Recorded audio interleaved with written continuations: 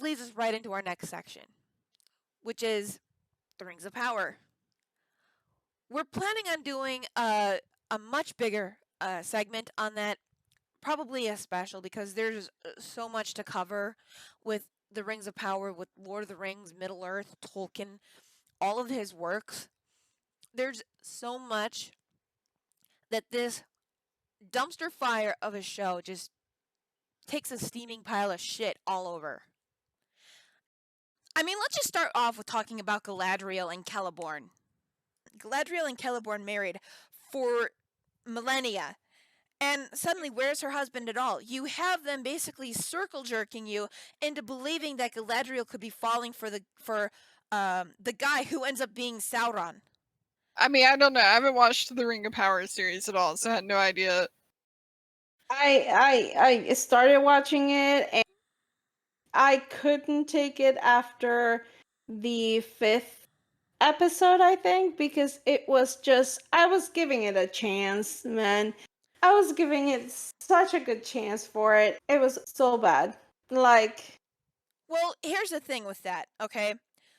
I haven't seen the series either, but I've read the book between The Hobbit, The Lord of the Rings, and I've done some lore searching for the Silmarillion. Funny story, when I was a teenager and I was actually reading through the books, I had seen the first movie of The Lord of the Rings before I read any of the books. And then before the second one came out into theaters, I had gotten interested in it. So I read through the 3 books and I was like, all right, let's go into the movie. I had a friend at the time who had a very I'm always right kind of mother. And so we watched the movie and we're on our way back home from the movie.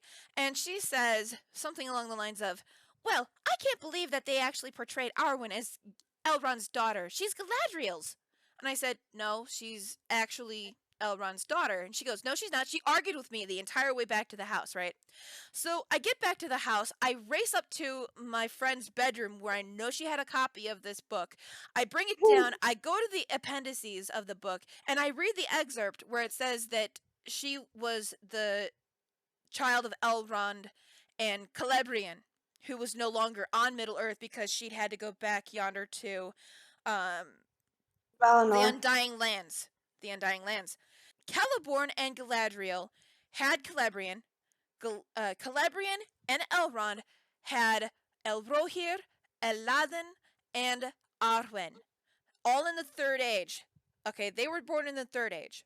What the hell was this with Galadriel and Elrond talking to each other the way that they talk to? It sounds passive-aggressive when you've got literally the future son-in-law of Galadriel talking to her that way. Mm-hmm. And you have Galadriel, who they're trying to pass off this almost love story, like, who is she going to end up with? Bitch, please, she's going to end up with Celeborn because she's going to have Celebrian. Hello, we already know her love story. She should have already been married to Celeborn at this point. Where is her husband? It really is egregious that they go through this like story arc of trying to weave in and out of this like really badly written love story, only for her to have this battle of the wills with Sauron at the end. I'm sorry, there's not really much chance that she should be able to battle with a Maiar. He's on the same level as Gandalf and Saruman. They are all Maiar. That's just some of the problems. I've got a lot of problems with this. But Yes. I'm not the only Tolkien fan.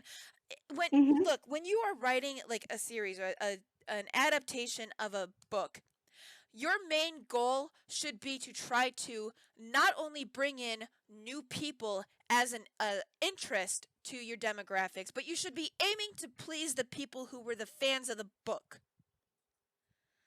Maybe not perfectly, but should. What? It's like that with anything. Like with anything where you're writing something and there's an existing fan base for it, whether it's Lord of the Rings or Resident Evil or Halo. Like, I don't know where this idea came from, but we need to just like make it a totally different story and not worry about appeasing the fans who we have built in free money to collect from. You have a built-in fan base.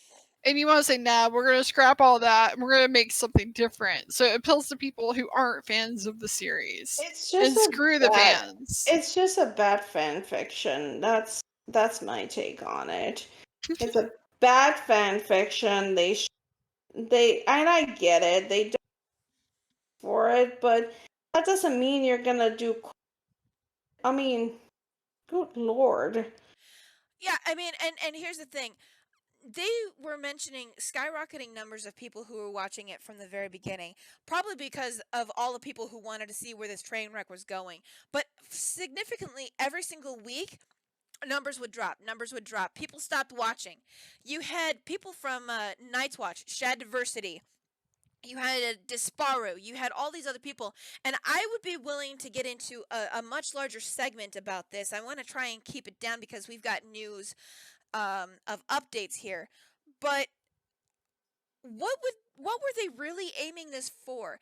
And I know that they had some limitations. Now, if you go to this article here, Tolkien's estate let Amazon create Rings of Power on one strict condition. It was not allowed to infringe on anything laid out in Peter Jackson's 2000's Lord of the Rings or the Hobbit franchise of the 2010s. So, really, the Tolkien estate allowed this abomination because of the fact that it was not supposed to touch upon pretty much all things Third Age. And they only had rights to the appendices of the Lord of the Rings, and I think they bought some of the. I don't even think they had full rights to the Silmarillion. Well, the Silmarillion is what covers most of the Second Age. How are you going to write something if you don't have rights to the material that's being made? They couldn't even use the word Anatar, giver of gifts. Now that was during the Second Age. Sauron took on a different identity called Anatar, the giver of gifts, or the Lord of gifts, because he was trying to corrupt and make these rings of power, right? He was trying to he was trying to get power over men, dwarves, and elves. That's why you have the entire saying nine rings for mortal men doomed to die, 7 for the dwarf lords in their halls of stone, and 3 for the elven rings under the sky. 1 ring to find them, 1 ring to bring them all, and in the darkness bind them. And I'm pretty sure I got that off the cuff mixed up. It was supposed to be 3 rings, 7 rings, 9 rings, and then the 1 ring. You get the gist of it. I'm not Mm-hmm. completely accurate, but you get the gist of it. Mm-hmm. He had sway over how almost all of these rings were made, except for the 3. Although that was because he just did not touch them himself when they were made. But he could still sense them in a way. And then he had his 1 ring, which had all the power and controlled the others. Along the way, though, he discovered that the rings that were meant for the dwarves didn't work quite in the way that he had intended them. Yes, they made the dwarves more greedy, and this was one of the reasons why they delved too deep in the mines of Moria and brought forth the Balrog, but they were the kind that kept to themselves. It was men who wanted to rule everybody else. So men Right. were most corruptible of mind to bring about the With that. Nazgul, his ruling. So that's how the 9 rings really worked, and that was what he was supposed to do. And this show decided to take all of that and say, "Ha ha, up yours," because they have a completely new idea of how Mithril has to be what saves the elves from dying in this land, which doesn't make any sense. They changed the origin on so many of these things, and it's so bad. It has become so bad that this is where they're going. We have an article on bounding into comics. The article's title says, "New rumor claims Prime Video to completely reboot The Lord of the Rings, The Rings of Power after creatively bankrupt first season." Can you reboot a series that just came out? Because it was so bad that they have no other Yeah, choice. but Amazon had deleted most of the bad comments. You can't say that. It was a very good show according to them.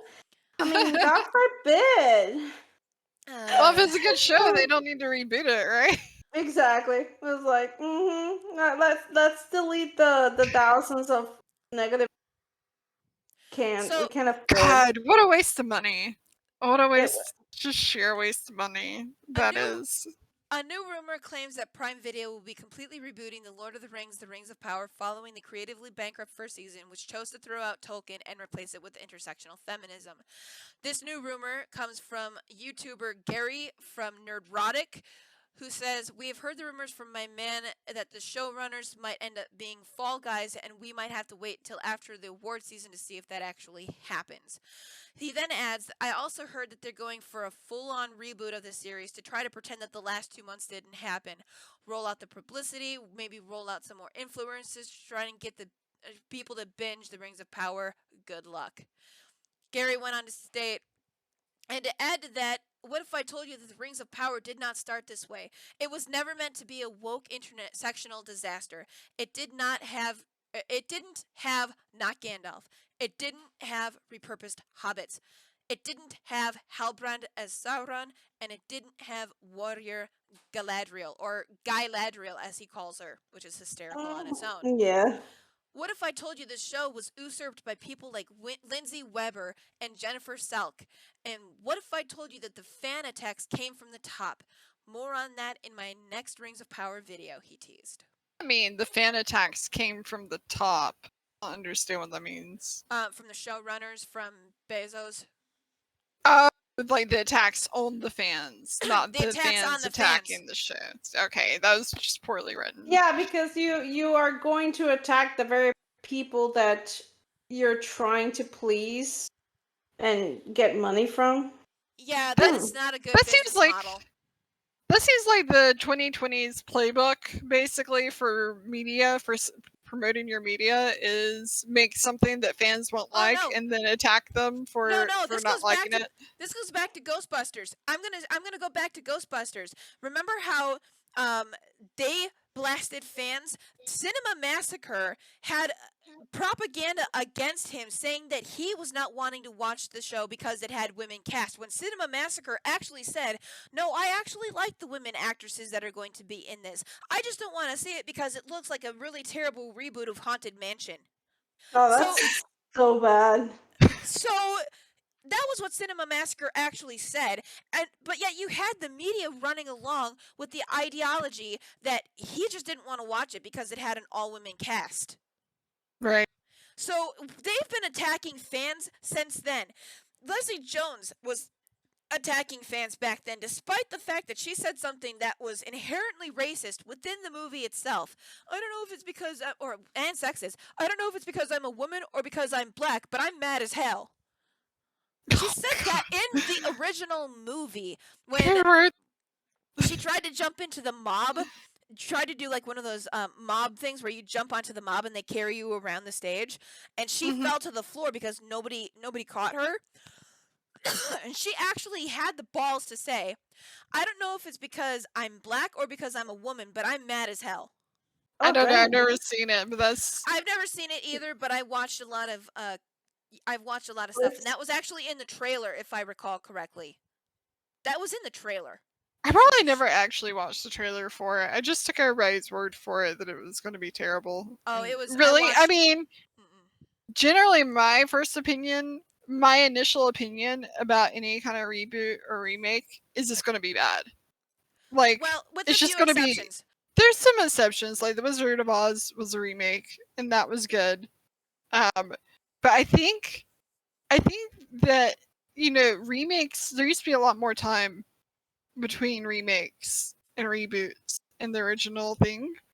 I think it's like 10 years, every 10 years, or maybe every 5 years, they're remaking stuff. And people Something. still remember. A lot of the reason why they're doing a lot of these remakes today is because they know that their box office numbers primarily come from international box offices like China. You wouldn't have had Chinese audiences seeing most of our films from the 1980s, 1990s, and maybe even early on into the 2000s. So they're making all of these remakes to appeal to the Chinese market, which is hysterical considering the Chinese market actually blocked Ghostbusters 2016 because of the idea of ghosts. Are you serious? I'm serious. China blocked 2016's Ghostbusters because That's funny. ghosts. So we've been attacking fans ever since then. I think there were attacks from the producer Paul Feig. There were attacks from the cast. They were on one of the interview shows, one of the Today shows or something, where Melissa McCarthy said something about how all of these attacks are coming from men who are still living in their mother's basements. Why don't you go take out the trash? So stuff like that. They actually were speaking out against this, and then got Hillary Clinton involved and made it political. What? What? Yeah, I don't even know what to say to that. So the attacks on fans began a long time ago, and they just never stopped. You had Elizabeth Banks complaining about how, oh, we should have not really gone the route we went with because we wanted our movie to, you know, be good for men and everyone. When they pretty much blasted men as the reason why Charlie's Angels remake was not going to succeed. They blamed me. There was So a is lot that of that. the? Are you talking about the? Because there are two Charlie's Angels. See, that's the thing. Like in my lifetime, there have been two Charlie I'm Angels. talking remakes. about the one with Kristen Stewart in it. The remake Oh, from I like didn't see that one. 2019. Like there was a remake in like 2018, 2019. And then you have Viola Davis from The Woman King. I know I mentioned her again earlier, but you had her mentioning that if you don't go and see this film, you are perpetuating the propaganda that women cannot cannot lead in roles, and or black women or something like black women cannot be in lead roles and get awards or hit up the top box offices. So you had Viola Davis blasting people and saying, "Go watch this, or you're not a supporter of black people." Basically, black women. They can't if you don't put them in good movies and give them good writing. Exactly. It's like Halle Berry. Halle Berry won an Oscar as the first black, actress, but she's been in terrible movies as well. Catwoman being one of them. Oh, and but what was funny was she actually said, "Thank you for putting me in this piece of shit film" when she won the Razzie Award for that one. Exactly, that's the thing. Like she has been in a special lead roles, but it's just the fact that you need good actors for it. And if you're not a good actor, why would be hire you? Why would you be hired? Just because of the color of your skin, just because of your background? That's not a merit. That's not letting me know that you are gonna be doing good at this job, which is being an actor, being another person. But also, if you don't write a good story and don't give the character good dialogue, the actor can only do so much with the role. Well, that So goes like back to Catwoman. you can't. That Yeah. goes back to Catwoman. Halle Berry was saying at the Razzies when she won the Razzie Award, she said, "Thank you for putting me in this god-awful piece of shit film." She acknowledged that it wasn't because of white people not wanting to go see her film. She acknowledged that was because of the fact that the movie just sucked. Exactly. Yeah. But the good thing is lead roles. Okay, Ghostbusters Afterlife redeemed Ghostbusters. And guess who was the lead role? A female child.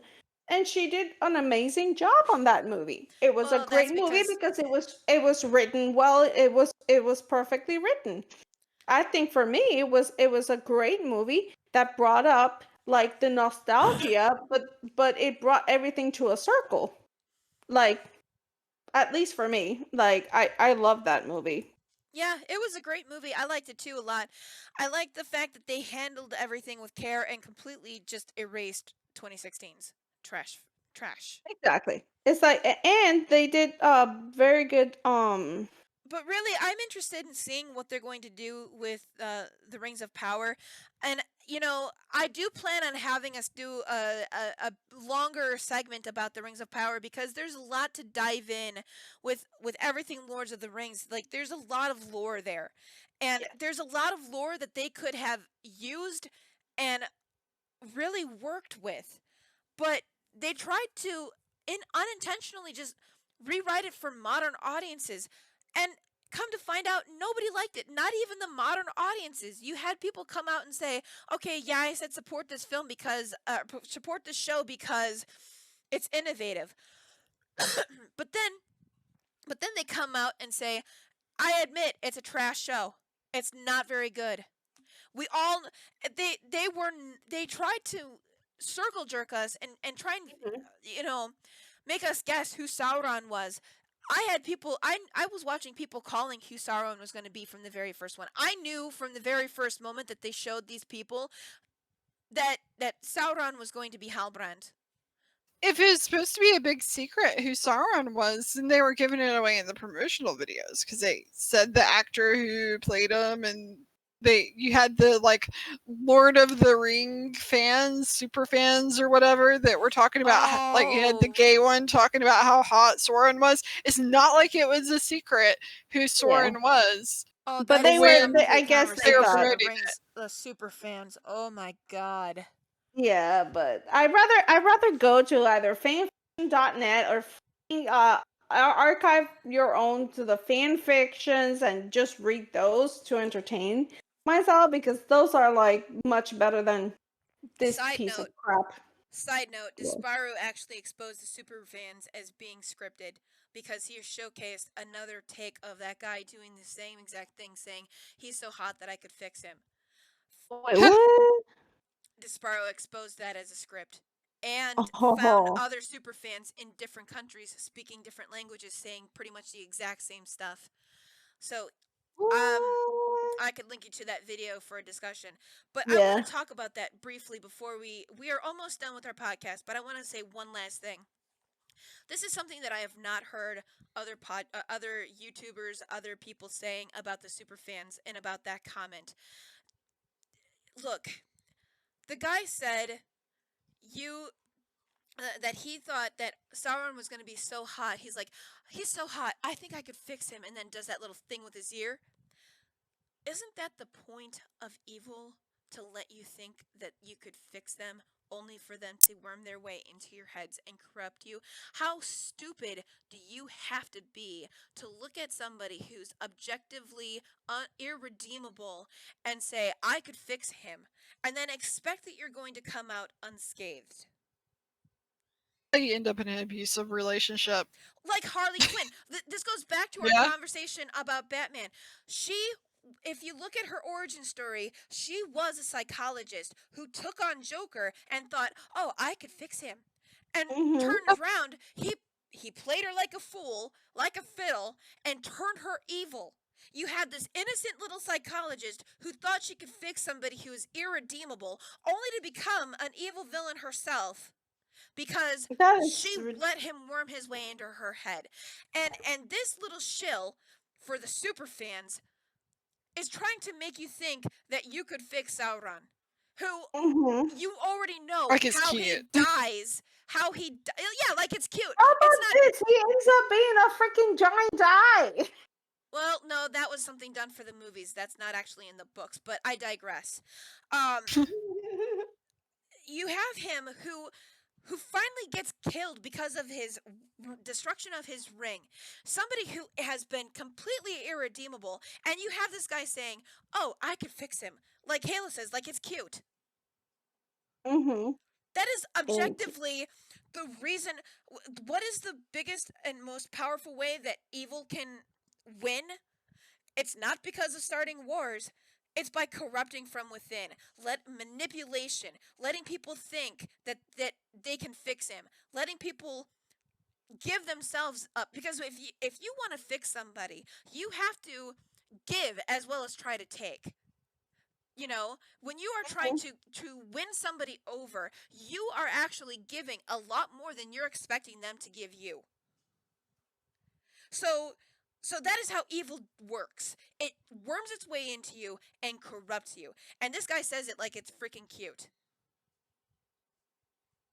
Maybe they on purpose. Maybe that was the whole point of having him say that.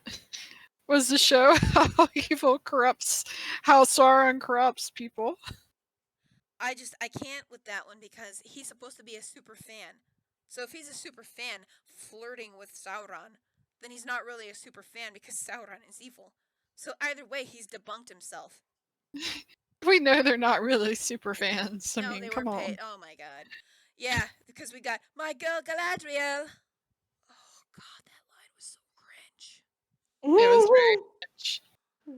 Oh, that just if there was ever a reason for me to like shoot myself somewhere just to give myself a distraction from that pain, this would be it.